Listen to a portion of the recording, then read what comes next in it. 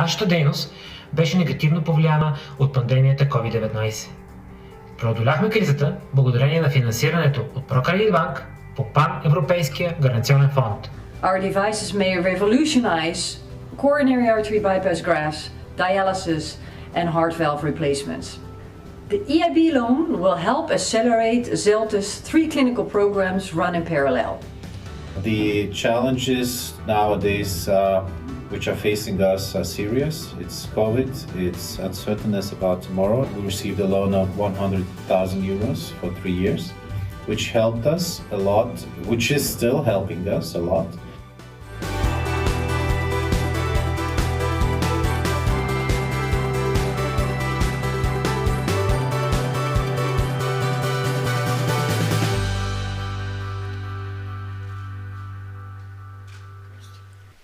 So good morning, everybody.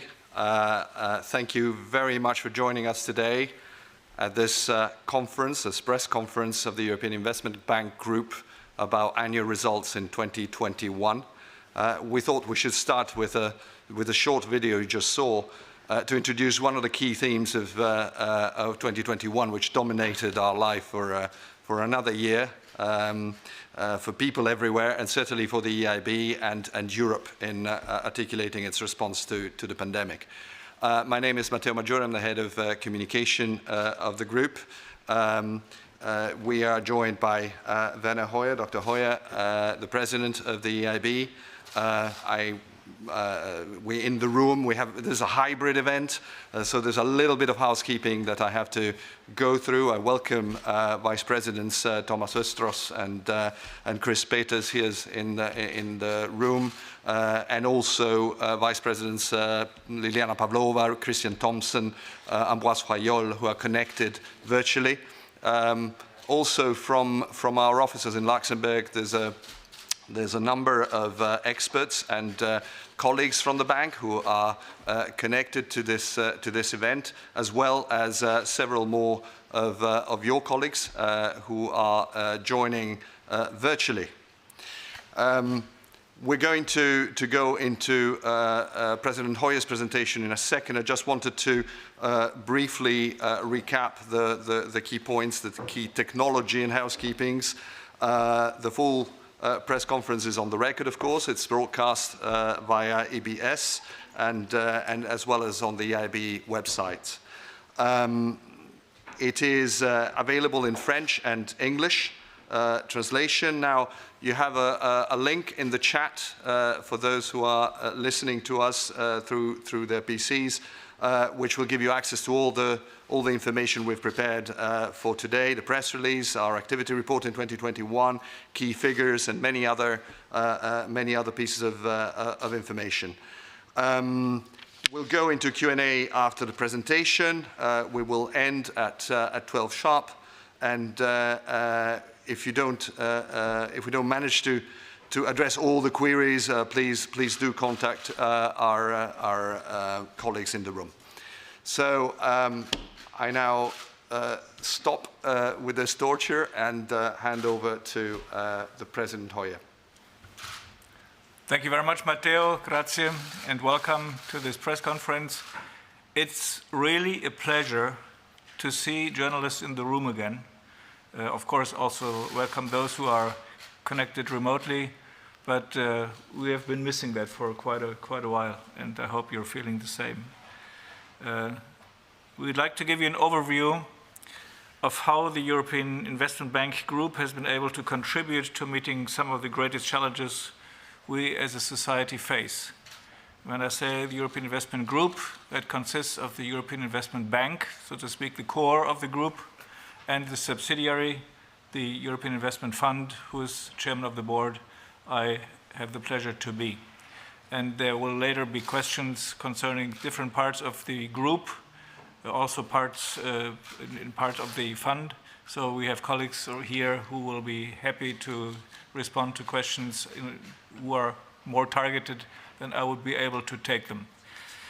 In 2021, we continue to confront the twin threats of the climate crisis and the coronavirus pandemic, anchored in our belief that we must also think outside of Europe's borders if we are to address these global challenges.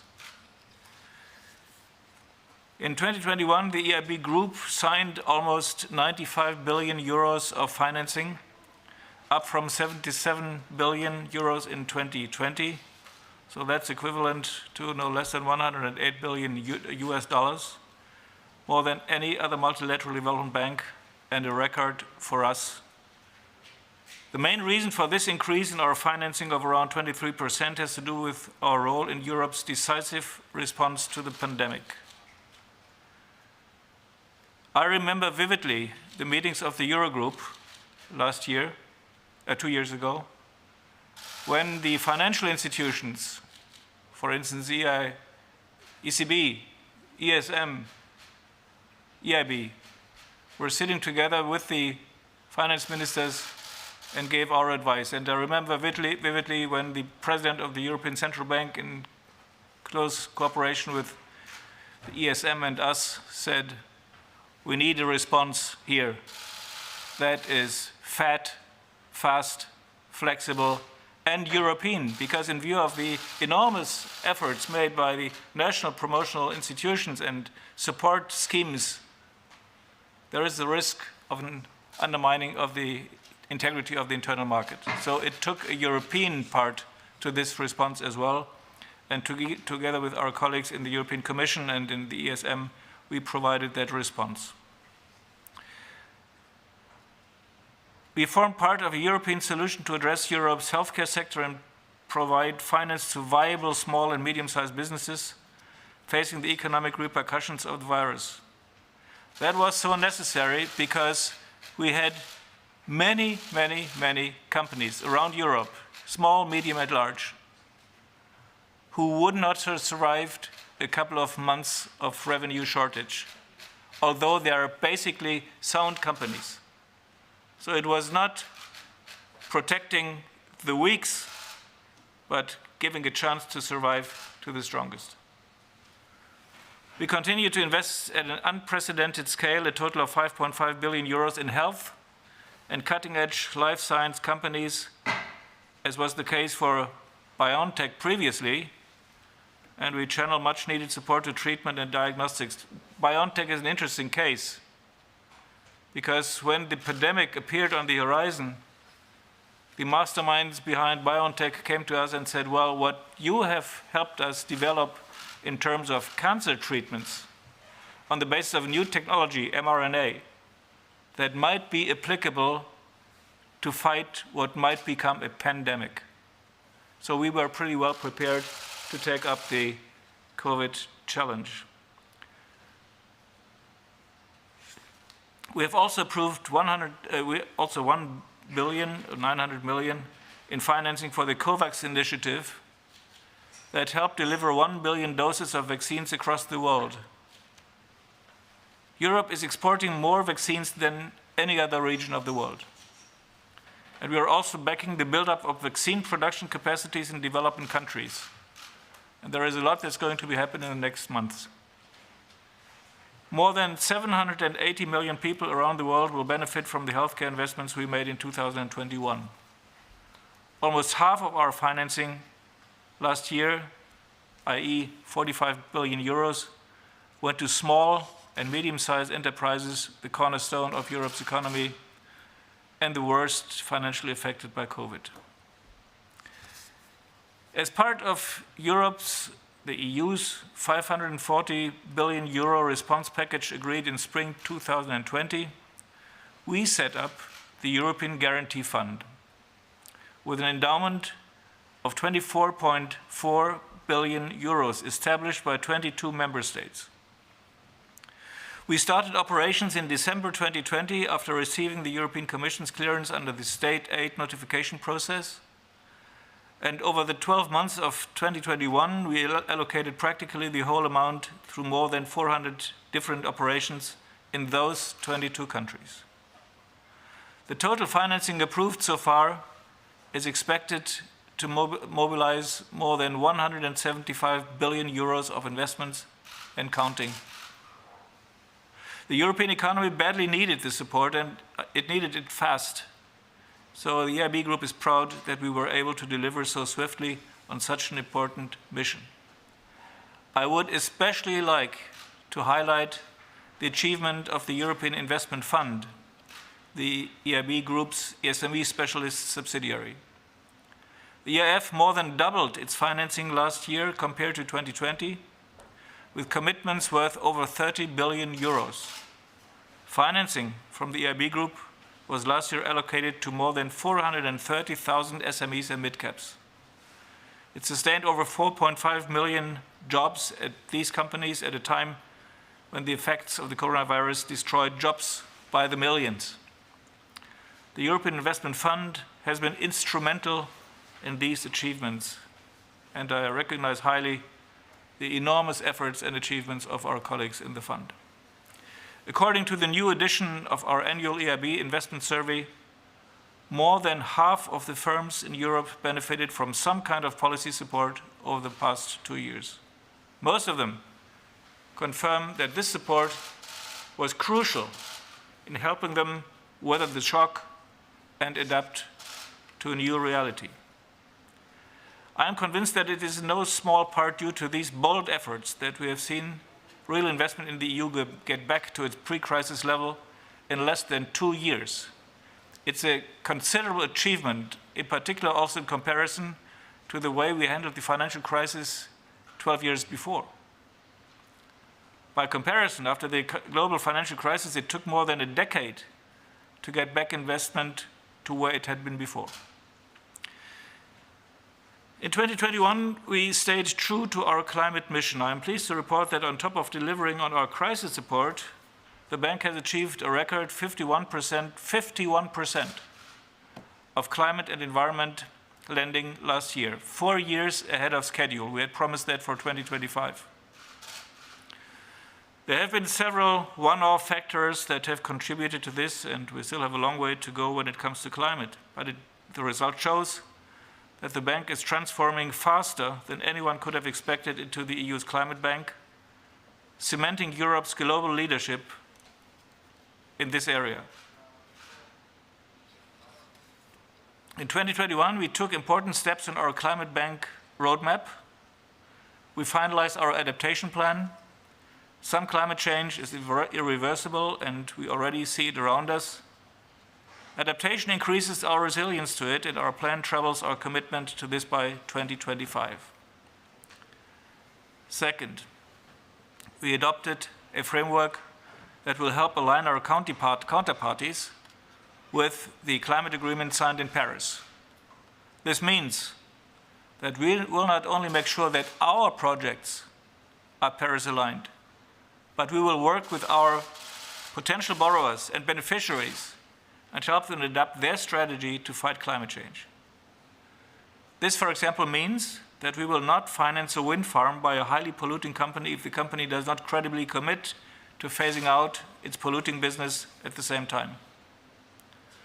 I'm proud to say that we are the first multilateral development bank to do this, but I have no doubt the others are looking at how to go about it as well, and we will be keen to learn from them when they publish their plans. Albert Einstein used to say that we cannot solve our problems with the same thinking we used when we created them. Most of the many technologies that we urgently need to fight climate change still don't exist. We must invest very heavily in innovation and in bringing new technology to the scale needed for a change. Last year, a record 20.7 billion euros of the EIB Group's financing went to support innovation, including investment in digitalization and the promotion of digital skills, one of the biggest weaknesses of the European economy until today. This is crucial to maintain Europe's competitiveness while a massive structural change is taking place. It is also crucial when we pursue the idea of the EU's strategic resilience. To be better prepared for future crises, we need to become more self-reliant.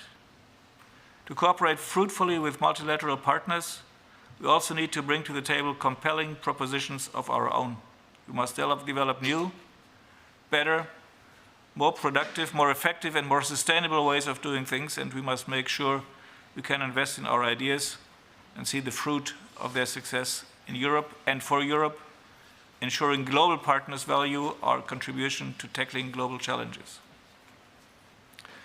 Last year, we financed the development of lightweight materials and electronics for electric cars, the ramping up of Europe's first full-scale battery plant for electric and road vehicles, and the development and deployment of artificial intelligence in autonomous vehicles. We financed cybersecurity technologies and very high-capacity fixed and mobile networks, innovation for reduced energy consumption of home electronics, and much, much more. Well, plenty done, but there is a lot more to do. EIB's engineers estimate that about 50% of the emission reductions needed by 2050 depend on technologies that are currently still at the prototype or demonstration levels. They are not yet available in the market. These technologies will not come out of thin air. We need to promote them and make sure that they have the funds necessary for becoming competitive. This is where the EIB can add value, and this is, by the way, why Member States and the European Commission decided very consciously why the EIB should focus its scarce resources. It is today that we need to work on the solutions for tomorrow.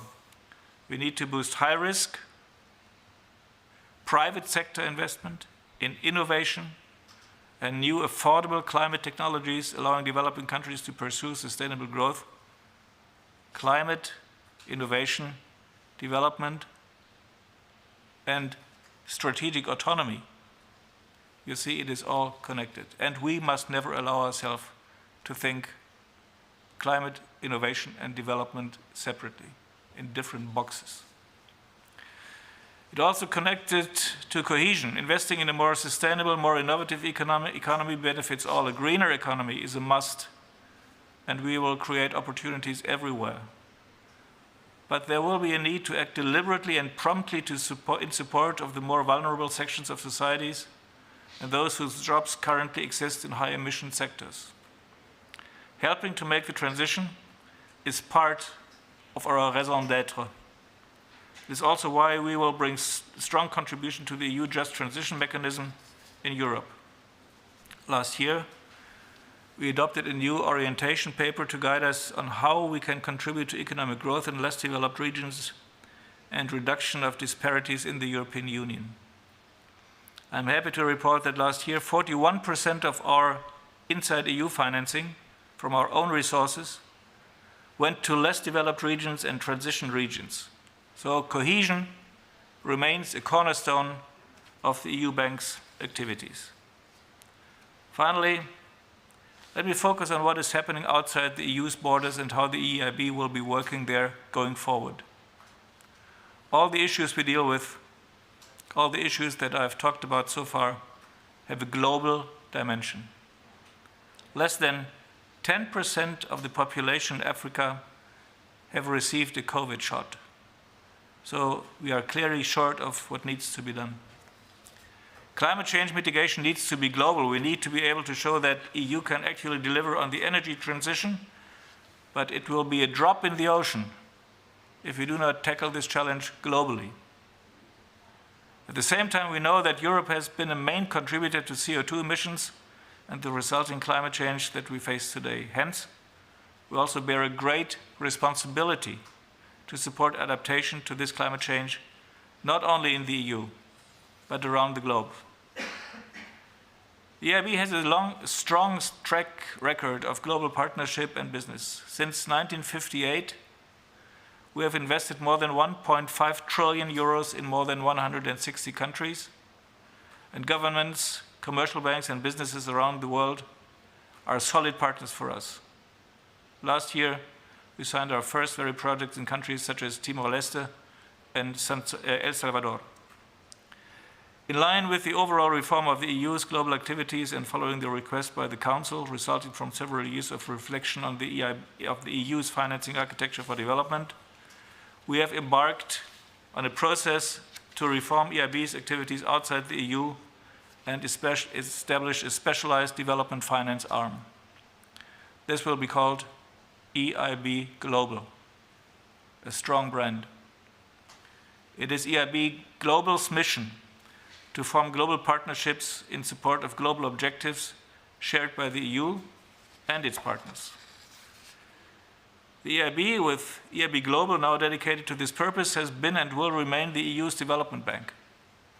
It will bring together all the EIB's resources and expertise for operating outside the EU under a clear management structure that can make a stronger, more focused contribution to Team Europe.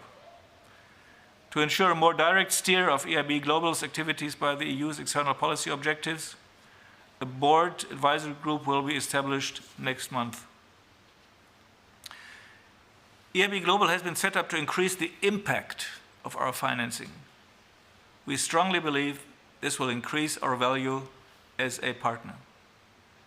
As a first step of an evolving business model for higher impact, we will expand our local presence around the world. We already have roughly 30 offices worldwide beyond the borders of the EU. We plan to add many others, housed within EU delegations, wherever possible, as is already the practice.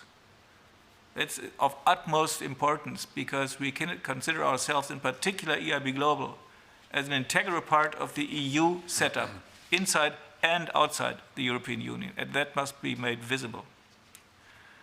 We will bring bankers and engineers to the ground to serve the EU policy dialogue and Team Europe, to be involved in the origination and preparation of projects, and accelerating disbursements, very important, monitoring and troubleshooting, and crucially, to learn from each other. EIB Global will be there to support the EU's priorities in different geographies. What we do in the EU's neighborhood and the pre-accession countries will be different from what we do in Africa or Asia, but everything we do will support EU priorities and benefit from our expertise. EIB Global will implement the EU's Neighborhood Development and International Cooperation Instrument Global Europe, known as NDICI, on behalf of the EIB. By the way, when we chose the brand EIB Global, we wanted to avoid the full explanation of what NDICI means, but there it is. EIB Global will be the Commission's key partner for the Global Gateway, an exciting project to step up EU investments in infrastructure development around the world. The future of the EU will depend on the Union's ability to shape the global agenda, global standards and global networks. We cannot be naive if we want to support global partnerships built on trust, inclusiveness, liberal values, sustainability, and social and environmental standards. The EIB is ready to be an integral part of the offer that the European Union can make to its partners when it comes to investing in our joint, sustainable, and inherently global futures. We are open for business. Ladies and gentlemen, when we talk about challenges, very often the focus is on the problems, on the highly infectious new Omicron variant of COVID, on volatile gas and electricity prices, on floods or forest fires. Working at the European Investment Bank Group instills, however, a sense of optimism because our attitude is to focus on solutions and scale them up. I'm happy to report that after the last year and after careful due diligence, we were able to identify 95 billion euros worth of solutions with our partners. This helped millions of people, financed thousands of projects, and strengthened the EU project at home and abroad. We look forward to finding solutions also this year and the years to come. Thank you very much for your attention, and I look forward to your questions, and I ask my colleagues to be prepared to take them when I'm too shy. Thank you very much.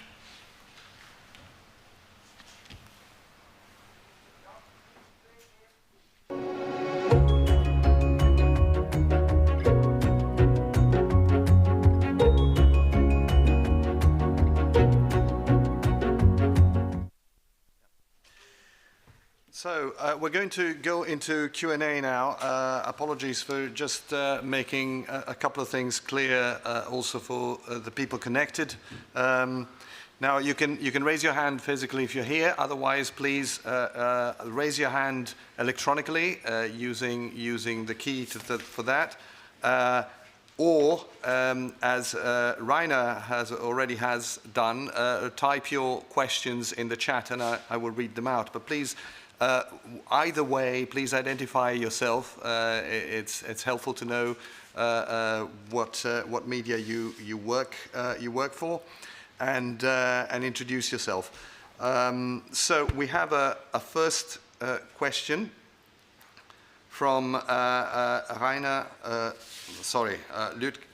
Lütgehus, which is about taxonomy. Will the EIB finance new nuclear plants that meet the sustainable criteria of the Delegated Taxonomy Act in case it comes into force as drafted? What a surprise to get that question. We have developed our new energy lending policy in 2019 after I presented it to the United Nations General Assembly at the Climate Summit, and then it went through the decision-making process in the bank, and unanimously the member states agreed to this new energy lending policy. 1 year later, that was translated in the EIB Climate Bank roadmap, and that is targeting sustainability and long-term solutions for our climate and energy challenges. The EU bank has never been barred from investing into nuclear projects, but it has never done it, and there is no intention to change that. We believe that we have a mission to concentrate on sustainability and achieving the Paris goals with the means of a long-term investor institution.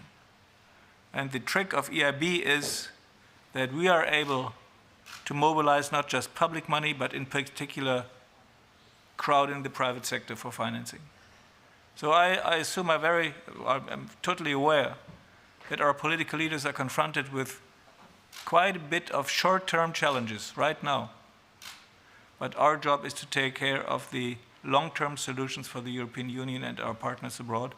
So therefore, I don't see a change in our energy lending policy in the years to come. We will have a revision of the policy soon, and then we'll see whether this will be a big issue, but I don't expect it to be.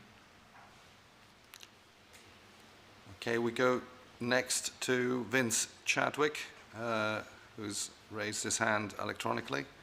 We can probably bring him in via video. Hello, everyone. I hope you can hear me. We can. We see you and hear you. Hi. I'm looking forward to seeing you again in person soon. I have some questions to President Hoyer about what you said at the European Parliament yesterday. You said that the new hub is about impact rather than volume. But ahead of the EU-AU summit, there's clearly an appetite on the African side for more volume and more volume in infrastructure. The hub that you're launching is cost neutral on the orders of the EIB board.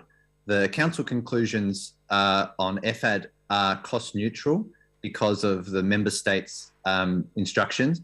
At some point, doesn't Europe actually need to mobilize more money? And isn't the EIB the perfect vessel for that mission?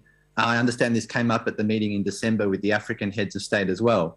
So I'd like to know your vision on how this would work. We always hover around the 9%, 10% outside the EU figure. Could that be more? When? How? What's your view on that? And just quickly, if I may, you mentioned also yesterday that the EIB is heading the heads of MDB's group next year or this year. I wanted to ask how you intend to tackle the World Bank's well-known reluctance on climate action and avoid some of the scenes that we saw at the end of last year in that group. Thank you. Thank you very much, Vincent. It's a pleasure to see you next time here. And I shouldn't say this, but I love you for this question. Because there is no doubt when it comes to our activities or activities of the European Union, outside the European Union, more needs to be done. I'm convinced that we need a considerable leap in investments of Europeans outside in the service of the key objectives that we have. And we would be able to do much more. But this is a question where the expectation that EIB follows the so-called policy first principles needs to be applied. We are ready. And I believe that we have shown that, as our American colleagues would say, we can get more out of the buck. So without having considerably increased the volumes that are at our disposal, we have produced more impact and will continue to do so. And by the way, the 10% have far been superseded already, and I believe there will be more. But this is a political decision. The European Union must make up its mind. And I think an institution, financial institution, that is governed by member states of the European Union only is needed for that purpose. And we are ready to play that role. I can very well imagine that if we can show that EIB Global is a very effective tool, then this can be scaled up. But I don't want to scare away the members of the European Council or the ECOFIN or so I keep my profile low on this. But if you just look, I mean, not only on big infrastructure challenges, look also at the big health challenge. I mean, everybody is saying in this world, from the Secretary General of the United Nations all the way down to every local politician, nobody will be safe until everybody is safe. Can we reach that with 10% vaccinations in Africa? No. So this is why we have to do more and have to convince our partners that they allow us to do a little bit more. But policy first principle means that you follow the policy, and the expectation vis-à-vis the political leaders is that there is a policy. The second question, sorry, the second part? World Bank. The World Bank. Well, I must say, the World Bank is a huge organization. You know, they roughly have half of our balance sheet, but they have 18,000 people. We have 4,000 people plus a few more in the fund. If you compare that, this is really remarkable. It shows that they have a different business model. And when you talk to these people and when you're traveling around the world, you meet World Bank people everywhere. And I'm always impressed by what they're doing. And I think we have great partners with the staff of the World Bank. But on the other hand, the World Bank is an institution that is, of course, forced to follow the policy first principle as well. And sometimes I have the feeling the colleagues in the staff of the World Bank would happily do more together with us than they can do. So I think we will use the chair of the MDB 10, the 10 biggest multilateral development banks in this year, to form stronger alliances and to show a unified position of the multilateral development banks. I think the openness is there with the staff of all the MDBs. Are there any questions in the room? Just a reminder, people can ask questions from here, yeah? We have one online. I would like to go to Philip Saur from EPD. Thank you very much. Can you hear me? We can hear you. Thank you. Philip Saur, EPD News Agency and monthly magazine Weltsichten from Germany. I refer to a letter which was sent Tuesday to you by an NGO group comprising Counterbalance and WWF. It's about the planned EIB's environmental and social sustainability framework. First question, do you see the overall criticism as legitimate, and will you fulfill some of the demands made by the NGOs? And now into more detail, please. On human rights, is it correct, as the letter says, that the bank does not conduct human rights due diligence, and for years it has not requested that any borrower conduct human right impact assessments?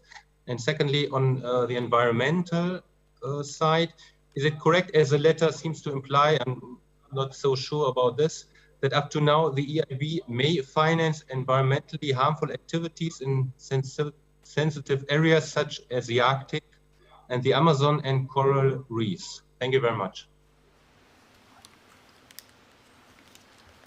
I look around at my colleagues because I don't have the feeling that I should say anything but no to the last part of the question.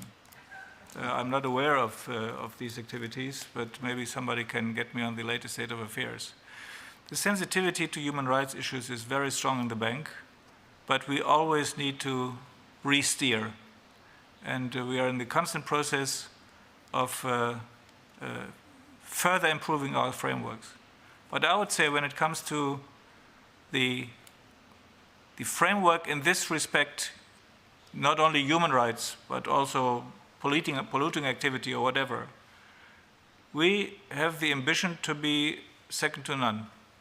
And this is why we re-steer also our plans and principles in this respect. When you see a project report coming to the table of the management committee or later the board of directors, I would say 50% of the entire reading is on compliance matters in the widest sense. So we are very sensitive to these issues. When we find holes in the system, we are ready to close them. On the concrete issue of the letter which you mentioned, I cannot go into details here yet because A, I have not even read the letter, but only the media reporting about it, which is sometimes a little bit difficult. And secondly, we really have to check these details. I'm totally open to checking them, and if we find gaps, we will be ready to close them.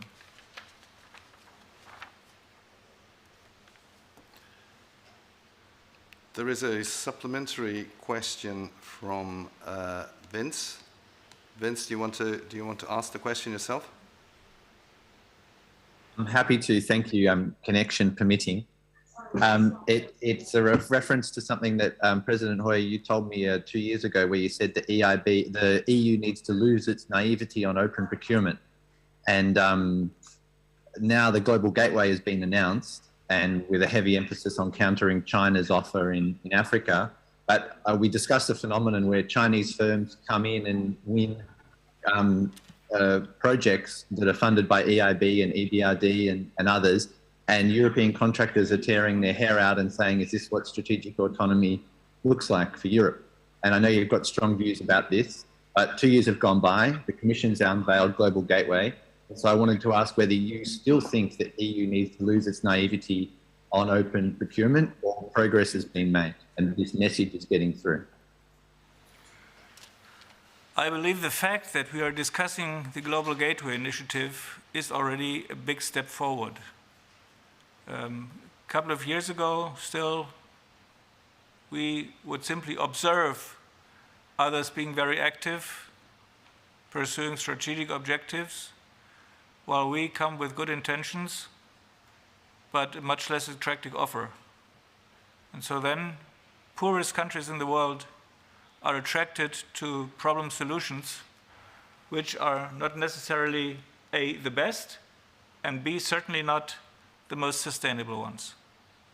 I have seen also in the last weeks and months infrastructure projects in Africa where I would say, come on, we should have discussed this with our African partners beforehand, because I don't want to sit them on stranded assets one day or with an infrastructure that leaves a debt burden on the budgets for decades.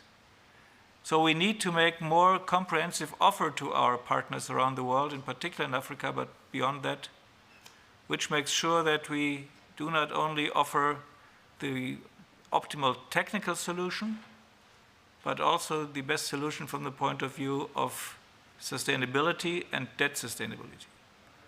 There we have an interesting offer, but I think sometimes we sell under par. And then we rush in when something needs to get repaired.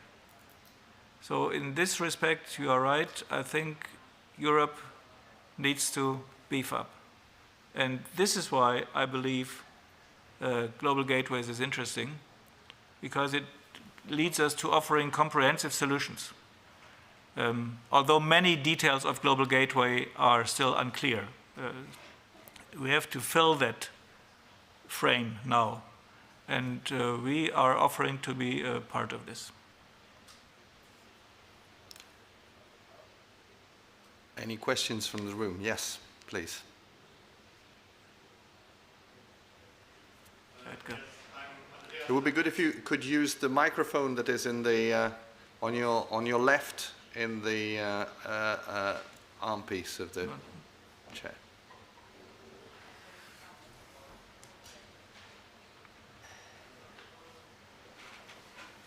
You have to press the button there, yes. Okay, yeah, perfect. My name is Andreas Heidka. I'm from Börsenzeitung, Germany. I've got a question about the European Guarantee Fund. It was always said that this guarantee fund has to mobilize 200 billion euro. The result is now 26 billion less. So can you explain me a little bit more this result and how disappointed you are about this result? Thank you very much. Oh, Herr Heidke, I'm not at all disappointed. I'm very proud. If we go back to the setup of the European Guarantee Fund, we told our board of directors and the ECOFIN ministers, we believe that with a guarantee facility of 25 billion euros, we can mobilize up to 200 billion euros in additional investments. But at the end of the day, we didn't get the 25 billion. We got 22.2 because 5 smaller member states did not participate in the whole exercise. And at the end of the day, we were not followed by each and everyone among the members when it comes to risk-taking. We were clear that you can have this huge impact only if you are going to higher risk. And the risk aversion, to put it mildly, was higher among the member states than with us. So at the end of the day, I think we managed, if you compare the 25 to the 22.2 and the 200 to the 175 or 176, then you are roughly there where we are. The good thing is, Herr Heidke, on EGF, we have fully delivered, with the exception of the losses, because our own board, our own ministers, they wanted to be on the safe side and requested us to book provisions in order to cover expected losses. That we later found out that the expected losses simply wouldn't come about. So we are not at all unhappy. We are very happy. And by the way, in view of the discussions between member states about the potential debt burden of additional investments which are so urgently needed, I believe an instrument like the European Guarantee Fund, with which we now have made our experiences, can be replicated. Because I don't see, for some member states at least, that they would be able to finance additional investment out of their state budgets or out of more debt. But the guarantee facility is an interesting instrument that I think we in Europe have not exploited sufficiently yet. Look at I begin to dream, I admit. I'm one of those people who believe the mastering of the climate challenge will not be only done with the activities of the citizens of the city of Brussels on the ground. We have to think globally. If we think globally, take for instance the need to produce green hydrogen at a scale that meets the necessities in the northern part of the world. For that purpose alone, only in Africa. We need a multiplication of the electricity supply in Africa by the factor 3 or 4 within 15 to 20 years. How can we meet that? Only with new technologies. Who is in charge of these technologies? Who has the pen for these technologies? The Europeans. Where, for heavens, in the world do we have areas where technology-wise we are ahead of the rest of the world? Here in green tech, we have that area. So I think going into is sort of thinking big on climate, innovation, and development, and then in view of scarce resources in public budgets, we mobilize more and multiply more with the private sector by going into the direction of guarantee funds, guarantees and facilities. Coming back to the original question, I would say we have delivered on the multiplier that we put at the basis of the calculation of the European Guarantee Fund 2 years ago. That multiplier has been reached. The volume at the end of the day and the money that came in, that would have come in with 27 member states participating, well, there on that we can work. Maybe some of those who have not participated last time will participate next time because it has worked. Any more questions in the room? I apologize for fumbling with the technologies. Yes, please.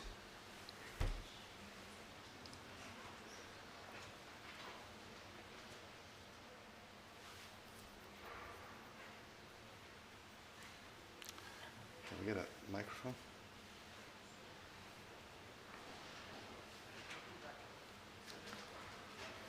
We are. Sorry, just finding the microphone is. Very good. There we go. This one? Yeah. Yeah, okay. Hi, we did it. So I'm Federica Di Sario for Carbon Pulse. So I would have 2 questions regarding the carbon market. So we have seen that since last year, the prices of CO2 allowances have skyrocketed, so much faster than most of the market players had initially expected. So I was wondering if you had to change, to revise internally your shadow carbon price, so the price that you had projected for your investments.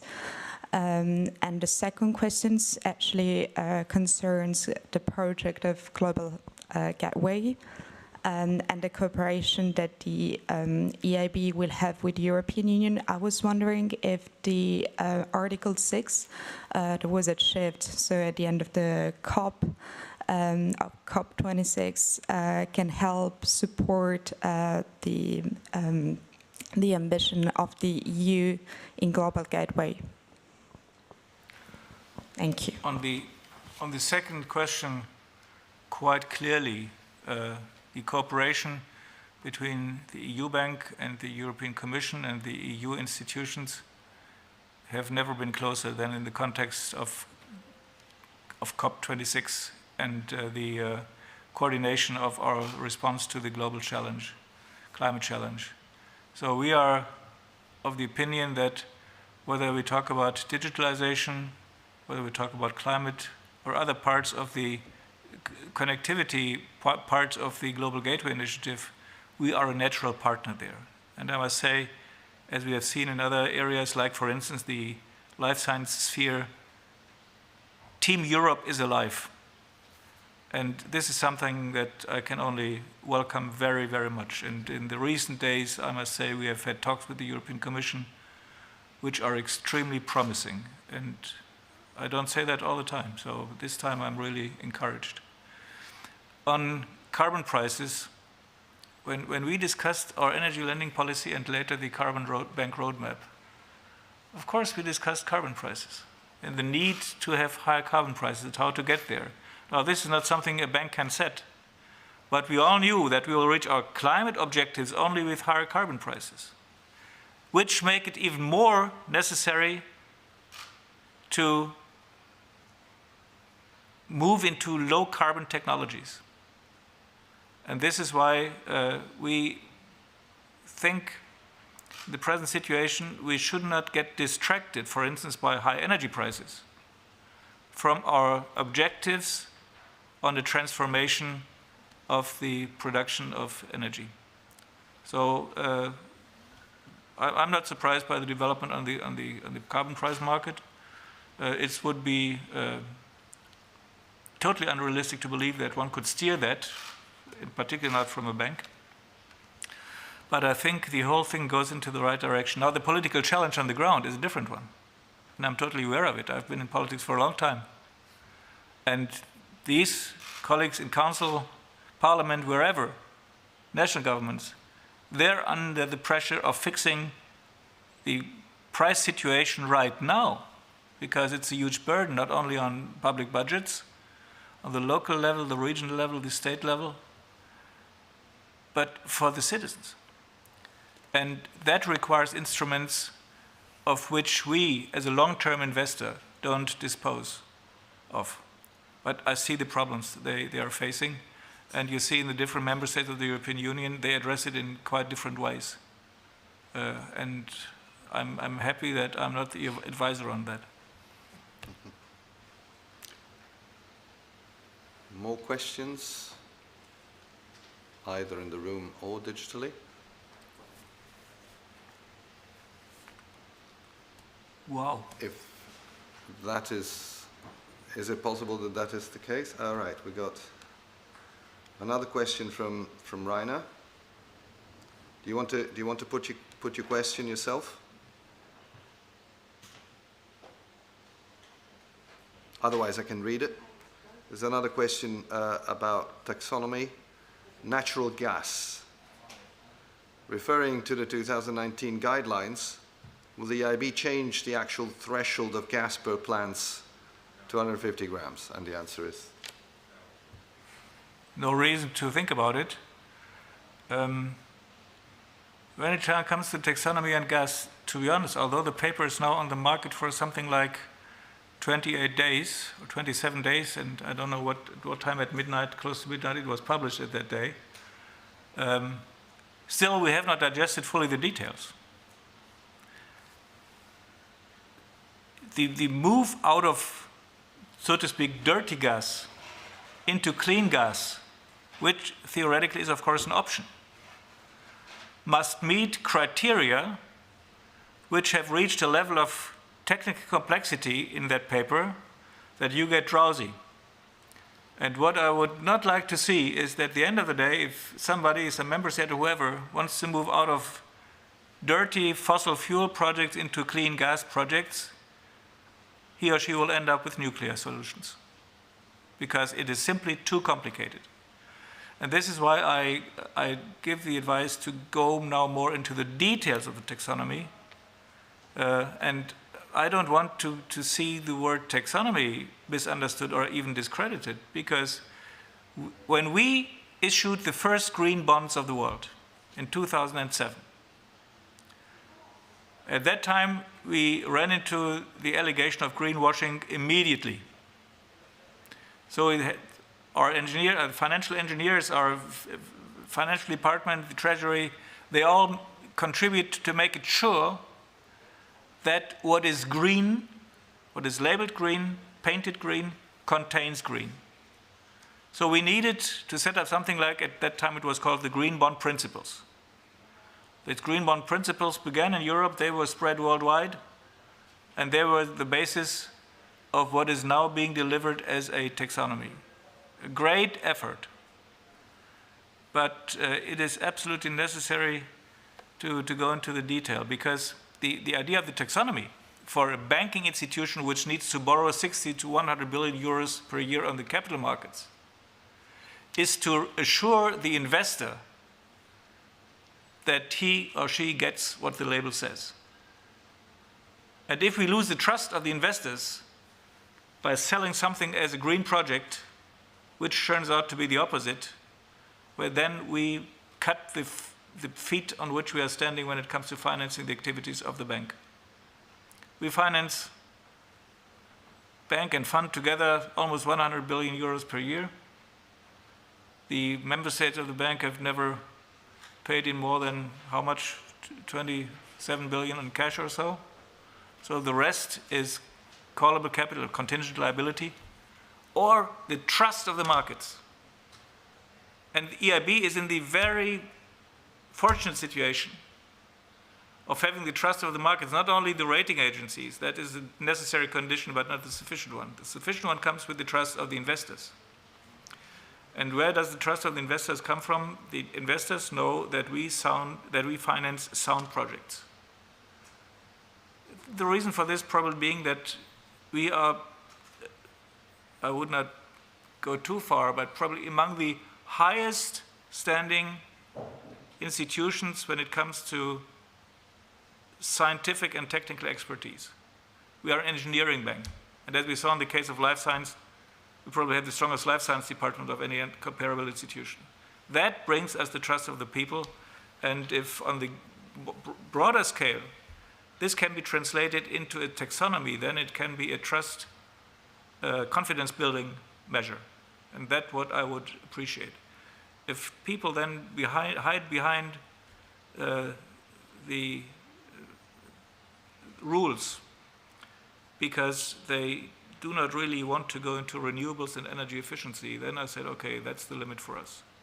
We still believe in the need to boost alternative energies and exploit the biggest source of energy that we have, that is energy saving, energy efficiency. There is another follow-up question on the Global Gateway, which I'll read out.